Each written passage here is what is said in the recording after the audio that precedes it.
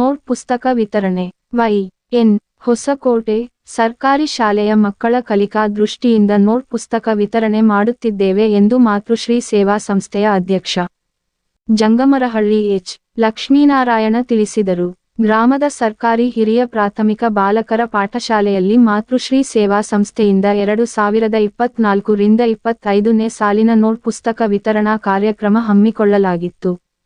ಮಾತನಾಡಿದ ಅವರು, ನಮ್ಮ ಸಂಸ್ಥೆಯು ಕಳೆದ 26 ವರ್ಷಗಳಿಂದ ಸತತವಾಗಿ ಸರ್ಕಾರಿ ಕಿರಿಯ ಮತ್ತು ಪ್ರಾಥಮಿಕ ಶಾಲೆಗಳಿಗೆ ನೋಟ್ ಪುಸ್ತಕ ನೀಡುತ್ತಾ ಬರುತ್ತಿದ್ದೇವೆ. ಈ ವರ್ಷ ತಾಲೂಕಿನ ಎಲ್ಲಾ ಶಾಲೆಗಳಿಗೂ ನೀಡುತ್ತಿದ್ದೇವೆ. ಮುಂದಿನ ದಿನಗಳಲ್ಲಿ ನಮ್ಮ ಸಂಸ್ಥೆಯಿಂದ ಕಲಿಕಾ ಸಾಮಗ್ರಿಗಳನ್ನು ನೀಡುವ ಗುರಿ ಹೊಂದಿದ್ದೇವೆ. ಇನ್ನಷ್ಟು ಸಮಾಜಮುಖಿ ಸೇವಾ ಕಾರ್ಯ ನಡೆಸಲಾಗುವುದು ಎಂದರು.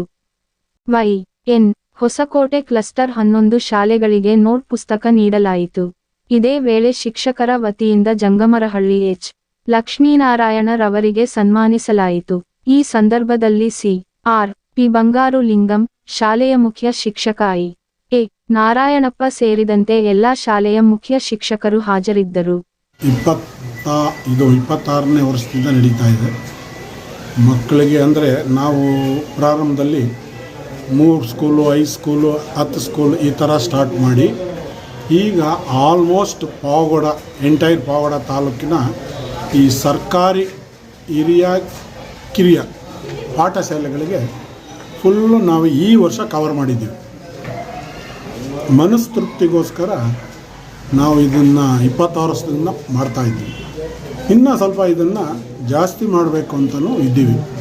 ಹೆಚ್ಚಾಗಿ ಅಂದರೆ ಇನ್ನೂ ಸ್ವಲ್ಪ ಈ ಕಲಿಕೆ ಸಾಮಗ್ರಿಗಳೇನಿದೆಯಲ್ಲ ಅದು ಇನ್ನೂ ಸ್ವಲ್ಪ ಜಾಸ್ತಿ ಕೊಡಬೇಕು ಮಕ್ಕಳಿಗೆ ಅಂತ ಮುಂದಿನ ವರ್ಷಗಳಲ್ಲಿ.